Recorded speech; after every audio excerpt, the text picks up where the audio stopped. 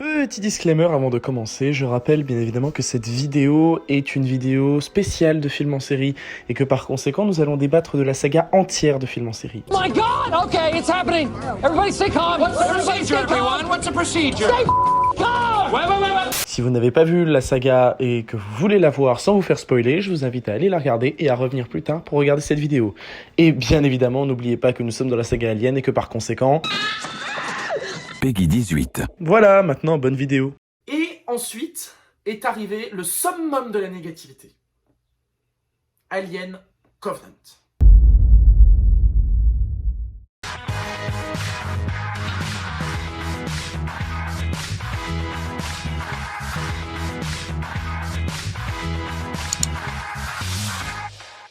D'où cette obsession. Et d'ailleurs, à titre d'anecdote, lorsque Weyland lui demande comment il s'appelle, il répond David. David qui est en lien non seulement avec un artiste, mais en plus de ça avec un dieu. Un roi. Un roi qui voulait que sa lignée, qui voulait créer sa propre lignée. Donc au final, il y a toute une dimension religieuse, créatrice, et ça tout au long du film, notamment dans Prometheus, et c'est encore une fois le lien avec la créature et David, et la création, c'est que le professeur Shaw, qui du coup est Elisabeth, qui est incarnée par Noomi Rapace, porte une croix, donc la croyance. Et d'ailleurs, c'est même réitéré dans Covenant, mais ça on le verra un peu plus tard. Je mets tous les détails de fond, parce qu'au final, c'est tellement... Certes, ok, le fond est bon, mais c'est pourri. Vous avez quand même réussi à réduire à néant l'une des meilleures séries de films de tous les temps. Donc la séquence d'introduction qui ouvre sur Blade Runner 48, et notamment sur David, qui est donc du coup un roi qui voulait créer sa propre lignée. Encore une fois, l'idée de création. Et le fait est que donc du coup, David sait déjà qu'il est supérieur. Il le sait qu'il a un esprit de supériorité contrairement à Weyland. Pourquoi? Parce que, comme il le dit si bien... May I ask you a question, Father? Please. You seek your creator. I am looking at mine. I will serve you, yet you are human. You will die. I will not. Après, c'est vrai que c'est un peu cliché, parce que quand même, pour un gars qui a réalisé Blade Runner, dans lequel la vie des androïdes dure 4 ans maximum, et là, pour faire prétendre à un... parce que du coup, si Ridley Scott veut vraiment jouer à ce jeu-là, on peut jouer, on peut faire des comparaisons à Blade Runner 2048. Dans Blade Runner, les androïdes durent 4 ans, ils ont 4 ans de vie. Là, ici, dans le film Alien Covenant, il se prétend immortel. Alors que non, une machine, c'est pas immortel, un téléphone, c'est pas immortel, un ordinateur, c'est pas immortel. À un moment, il faut changer les pièces parce que ça s'use. Avec le temps, ça rouille, faut l'entretenir. Et surtout, dans Prometheus, on se rend compte que David a besoin de manger, puisqu'il y a une séquence où il mange. Et donc, au final, David, donc, qui est encore une fois un beau lien aussi à celui qui a écrit le script du premier Alien, et on va unir notamment avec Covenant, donc David, qui renvoie non seulement à l'idée de création, puisque David est le créateur du script du premier Alien, donc le créateur de ce monde, de cet univers, mais en plus de ça, l'idée de création, c'est-à-dire David, donc le roi. On a encore une fois toute cette idée de création et ça tourne autour de ça. Pourquoi? Parce que on veut expliquer absolument pourquoi est-ce que les aliens ont été créés. Voilà pourquoi. Et le fait est que donc du coup, David, en l'occurrence dans ce film, montre une certaine obsession de la création. What do you believe in, David?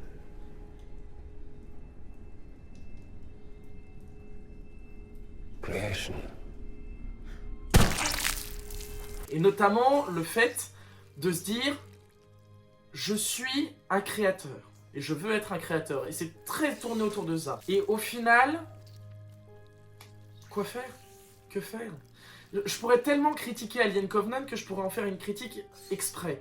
Mais je vais le faire dans cette saga Alien, parce que du coup, moi, ce que j'essaie de vous faire comprendre, c'est comment Alien a été une véritable décadence. Contrairement aux premiers Aliens, la séquence aussi d'ouverture filme là une partie du vaisseau. Contrairement aux premiers Aliens où on filme totalement le vaisseau entier. Pourquoi filmer cette partie-là? Moi-même, je ne sais pas. Mais le fait est que donc du coup, on nous apprend qu'il y a une tempête qui est pour moi une tempête... c'est comme je citerai un grand youtubeur que j'apprécie énormément, c'est Bob Lennon, qui dit que tout est fabriqué en scénarium. Le scénarium, c'est quoi? C'est une matière qui englobe tout, et qui en fait permet de déclencher un événement du scénario. pour moi, cette soi-disant tempête de neutrons, ou je ne sais plus trop quoi, de tempête neutre, elle est faite en scénarium. C'est-à-dire, en gros, elle est faite pour réveiller les membres de l'équipage, parce qu'il faut quelque chose pour réveiller les membres de l'équipage, et tu es le seul vrai acteur dans ce film. Je parle bien évidemment de James Franco. Pourquoi vrai acteur? Parce que dans les 2 ou 3 castings qu'on a, on a Catherine Waterston, je crois, ou quelque chose comme ça. Je ne sais plus son nom précis. Qui a joué notamment dans Les Animaux Fantastiques, ou encore celle qui a joué dans La La Land, je ne me souviens plus de son nom, ou dans le projet Blair Witch aussi. Enfin bon, bref, je ne me souviens plus, mais il s'affiche juste là. Donc on a ce casting, mais on a notamment James Franco qui est vraiment la tête d'affiche de ce film avec Michael Fassbender. Mais du coup, au final, on n'en apprend pas beaucoup sur ce capitaine, donc excusez-moi, moi j'ai pas chialé quand il est mort. Pourquoi? Parce que j'ai pas eu le temps de m'y attacher. Et pourquoi est-ce que j'aurais dû m'y attacher? Enfin, comment est-ce que j'aurais pu m'y attacher? En allant sur YouTube. Si, je vous jure, vous allez vous demander pourquoi. Vous allez vous dire, mais putain, mais il est en train de délirer. Pas du tout. C'est qu'en vérité, la première séquence d'introduction, donc avant le cri au sommeil et avant le voyage et avant tout ce qui se passe dans Alien Covenant, eh ben c'est sur YouTube. C'est dans une vidéo sur YouTube de 5 minutes. Pourquoi? Donc j'en parlerai pas parce que je suis désolé, moi je parle de la saga Alien, je parle pas des vidéos qui circulent sur YouTube. Pourquoi? D'ailleurs, en parlant des vidéos sur YouTube, n'oubliez pas, minimum, on s'abonne, hein, et on clique sur le pouce. On active on active la cloche de notification pour recevoir toutes les vidéos. On n'oublie pas. Donc il y a toutes ces choses-là dans la saga Alien Covenant. Enfin, dans la saga, et notamment dans Alien Covenant, qui laissent vraiment à désirer. Alors certes, cette vidéo critique est très longue, mais parce que c'est une saga entière dont je vous parle. Et c'est très important. Pourquoi? Parce que, au final, c'est une décadence. Ridley Scott, t'as merdé. Avec Prometheus et Alien Covenant, t'as merdé. On suit une série de clichés sans fond. On suit le fait que David est un androïde avec Walter, le nouvel androïde, nouvelle génération, qui a la même gueule que Michael Fassbender. Bah oui, forcément, sinon on s'attendait pas au plus gros cliffhanger de tous les temps. Hein, on s'y attendait pas. Bah moi aussi, je m'y attendais, bande de cons. Et on s'attend au plus gros cliffhanger de l'histoire de l'humanité. Tout ça pourquoi? Parce que soit ils n'avaient pas le budget de prendre un autre acteur, soit parce que justement ils voulaient absolument faire ce cliffhanger. Personnellement, je pense qu'ils voulaient faire ce cliffhanger. Pourquoi? Parce que David est obsédé par la création, c'est lui du coup qui va créer les aliens. Et je suis désolé, mais c'est pas net. C'est pas net. Mais si, je suis très net. Pourquoi? Parce que les gens, faut se poser une question. Vous atterrissez sur une planète. Déjà, vous enlevez les casques, hein, alors que on peut respirer. Bah oui, on peut respirer, hein. Et dis donc, et s'il y a du chlorhexide de sodium, de machin bidule chouette dans l'air, tu vas le respirer, tu vas crever. Et d'ailleurs, ça me saoule parce que au final, la raison de création du tout premier alien, du coup dans Alien Covenant en l'occurrence, du vrai premier xénomorphe, elle est due au fait qu'ils aient enlevé leur putain de casque. Ça n'a aucun sens. Et du coup, Alien Covenant n'est malgré tout pas une suite au premier Alien, donc ce qui veut dire quand même qu'ils vont en refaire d'autres, c'est sûr. Pourquoi? Parce qu'il faut faire du pognon et qu'il faut faire une suite. Forcément, faut expliquer, hein. Mais le fait est que donc du coup, on a David qui est obsédé par la création, qui se retrouve à prendre les membres d'équipage un par un pour créer un extraterrestre, un alien, avec le nombre de clichés monumentaux de tous les films aliens, rien n'a été inventé. Tout ça pour qu'au final, on découvre un David sur une planète qui a quand même créé le plus gros génocide de toute l'histoire de l'humanité en balançant la poudre noire qu'ils avaient trouvée dans Prometheus sur les créateurs de la race humaine du coup. Oh! Je viens de comprendre un truc. Les créateurs, c'est des hommes de 3 mètres, blancs, comme des culs, et qui ressemblent à des statues. Comme David. Comme les statues de David. Je viens de comprendre ça. Je viens de comprendre ça. Pardon, excusez-moi, je viens d'avoir un petit éclair de génie. Donc le fait est que on a David donc du coup qui est fasciné par la création, qui porte du coup bien son nom, et qui au final va être obsédé par une seule chose, c'est-à-dire créer les xénomorphes.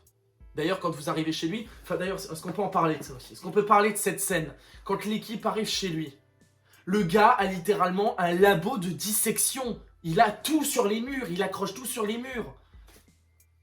Et d'ailleurs, le premier réflexe qu'il a quand ils arrivent à sa base, c'est qu'il se coiffe comme Walter.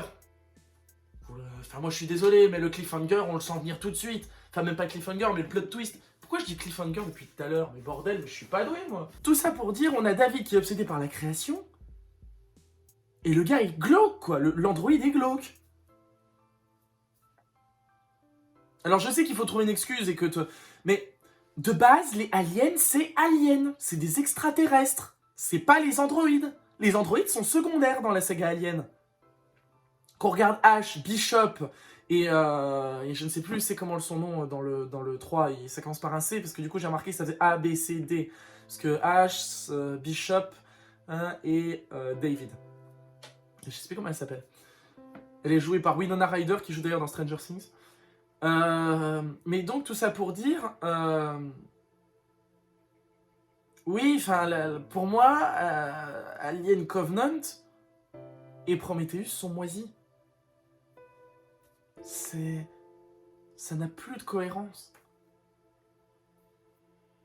En vérité, c'est ce que je vous expliquais, notamment avec le phénomène La La Land. Il faut faire du pognon. Et Alien Covenant, je crois, a été le meilleur de la saga, parce qu'il a récolté, je crois, 405 millions de dollars pour un budget de 93 millions. Et il a récolté 405 millions de dollars de bénéfices. Il faut faire de l'argent. C'est le principe aujourd'hui des films et des grosses sagas à succès qui ont lieu dans le passé. Donc pour moi, tout ça pour dire que si vous êtes là encore jusqu'à la fin, vous savez tout comme moi que la saga Alien aura une suite. Une suite au début, mais une suite, mais qu'elle sera moisie, elle sera pourrie. Et que pour moi, la saga Alien est morte. Moi, ça me fait chier. Ça me fait chier parce que une saga comme celle-là, on a quand même trouvé le moyen de la réduire à néant. Je ferai peut-être une critique détaillée de chaque film, parce que pour moi c'est une saga qui me tient à cœur, avec laquelle malgré tout j'ai grandi. Et oui, je sais, je suis pas né dans les années 70, mais j'ai grandi avec dans le sens où j'ai découvert ces films. Même si j'étais gamin, j'ai quand même découvert ces films. Mais pour moi, Alien s'arrête à la rigueur au 4. Mais Alien vs Predator encore était bon, ça va, parce qu'on voulait de l'action, on voulait du combat. C'est ce qui nous faisait bien bander, mais après Prometheus, Alien vs Predator 2 et Alien Covenant, pour moi ça n'a aucun objectif. Donc pour moi la saga Alien est morte. La saga Alien est morte et voilà. On n'a plus toute cette atmosphère, on n'a plus rien, on est obligé de recréer des mutations de xénomorphes pour pouvoir capter encore l'attention, mais même pas. Quand vous êtes fan d'Alien et qu'on vous chie à la gueule, notamment par le réalisateur du tout premier film, c'est-à-dire Ridley Scott, moi j'ai envie de dire un truc, c'est Ridley Scott, je t'emmerde. T'as foiré quoi. Tu as foiré. Prometheus et Covenant, ce sont pour moi des... Ça vaut rien en fait.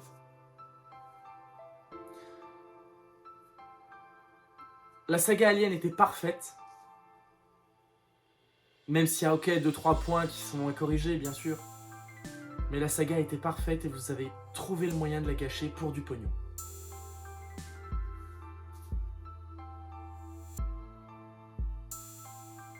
Ça fait chier. Vous savez, c'est ce que je dis quand on me pose la question de pourquoi est-ce que je critique des films, pourquoi est-ce que je fais des courts-métrages, des séries, pourquoi est-ce que je fais tous ces projets. Quand les gens me demandent, je leur réponds parce que, comme disait Godard, je ne veux parler que de cinéma. Pourquoi parler d'autre chose? Avec le cinéma, on fait tout, on écrit tout et on parle de tout. Et d'ailleurs, je vous l'avais mis à la fin de la critique polémique des Césars de 2020, notamment avec l'affaire Polanski. Voilà moi pourquoi je veux faire du cinéma. Pourquoi je fais ces critiques et pourquoi je parle de cinéma, pourquoi je fais du cinéma. Pour rien d'autre. L'argent, je ne gagne rien sur ce que je fais. C'est du pur plaisir.